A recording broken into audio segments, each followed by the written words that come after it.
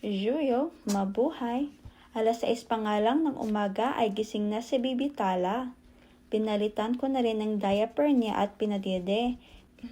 Dati sa gabi siya gising pero ngayon sa araw na. Morning person din gaya ni Mister. Narinig kong ang gising na si Ate Malaya kaya naghilamos muna ako bago ko siya kunin. Kapag gising na kasi si Ate Malaya ay wala na akong oras patulugin ulit si Bibi Tala kasi mag-iingay lang siya sa kwarto niya. Usually, pagkagising niya ay tatawagin niya na si Mister. Nasanay kasi siyang si Mister ang palaging kumukuha sa kanya.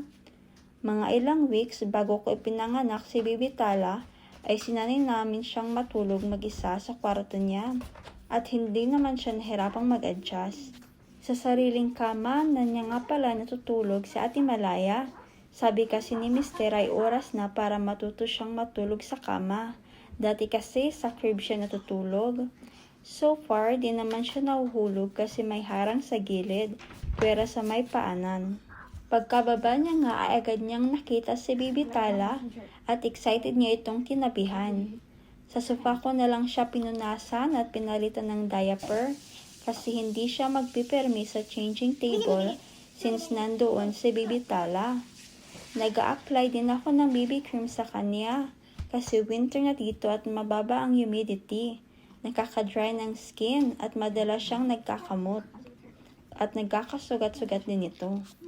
Natapos na pala ang leave ni Mister kaya ako nang nakatuka sa kanila. Sobrang aga niya ngang pumapasok, 6 AM pa lang ay nakaalis na siya.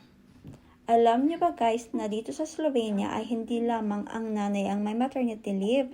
Pati ang tatay ay may paid leave din. Entitled nga sila sa tinatawag na paternity leave na hanggang 75 days. Ang 15 days ay need mong gamitin within 3 months after birth of the baby. At ang 60 days naman ay valid hanggang mag-first grade ang bata. Meron din silang additional 1 day yearly leave each child. At para naman sa mga nanay ay meron silang 1 year maternity leave. Sabi nga ni Mister na kung employed ang nanay ay katumbas ng sahod mo ang makukuha mong suporta mula sa gobyerno for 1 year ha. At kung unemployed naman ay basta residente, temporary or permanent ay may makukuha ka pa ring minimum na amount na suporta. Maraming magagandang benefits ang ino-offer sa bansang Slovenia. Noong nanganak nga ako ay wala kaming binayaran. Nagsimula na ngang umiyak si Bibi Tala, kaya minadali ko na ang pagbibihis kay Ate Malaya.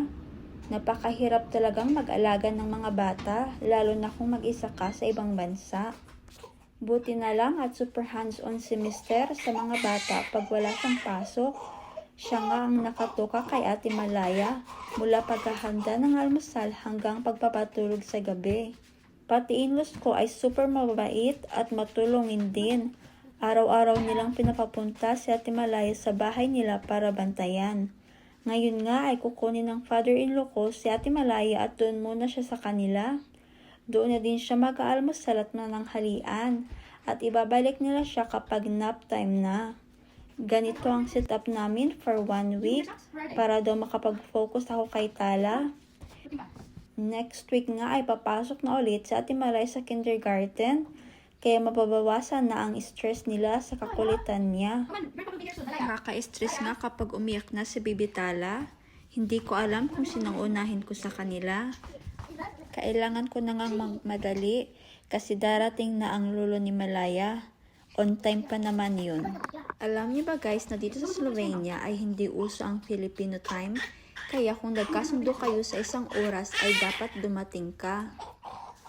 Si Mister nga ay kapag malapit na kaming malate sa appointment namin ay parang nai-stress na siya.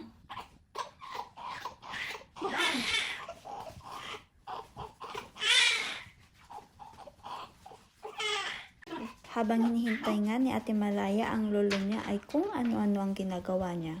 Hindi pa siya nag 2 years old pero ang tangkad niya na. Kung ano-ano na ang naaabot niya, kaya kailangan namin mag-ingat. Pati nga switch ng ilaw namin ay naaabot na niya.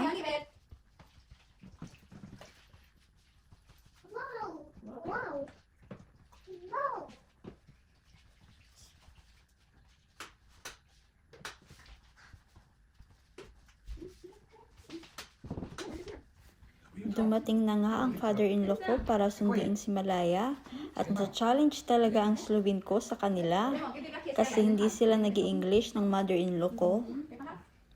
Pag hindi ko nga sila naiintindihan, na lang ang sagot ko.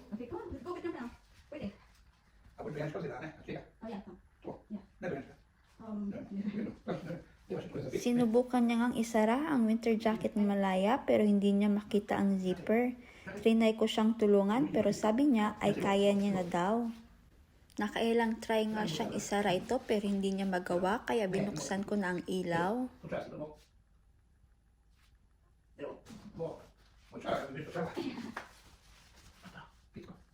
Napaka-sweet nga ni Ate Malaya kahit sobrang kulit niya. Mahilig siyang magbigay ng hugs and kisses.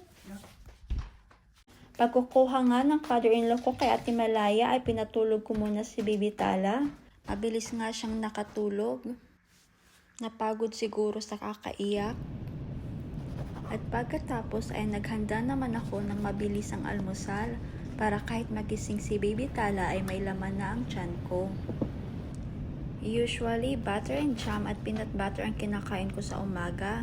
Salami and cheese naman kina Mister at Malaya. Pagkatapos nun ay inihanda ko ng pump ko. Mga 3 to 6 times ako nagpa-pump kada araw. Depende sa tulog ni baby. Pag ayaw niya kasing matulog ay hindi ko na to ginagawa. Habang nagpa-pump ay kumakain na nga ako. Dapat multitasking para lahat ay magagawa habang tulog si Baby Tala.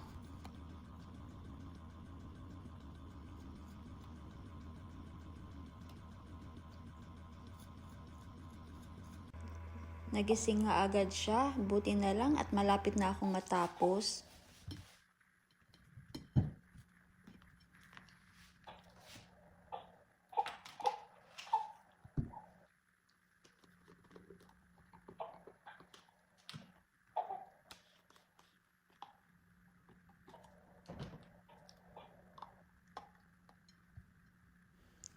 Pagkatapos mag-pump ay pinatulog ko ulit siya. Then nag-prepare na ako ng dinner namin.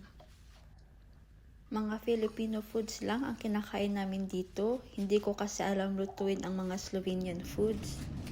Hindi naman nagrereklamo si Mister dahil sabi niya gustong-gusto niya ang mga Filipino foods. At dahil dyan, munggo ang lulutuin ko.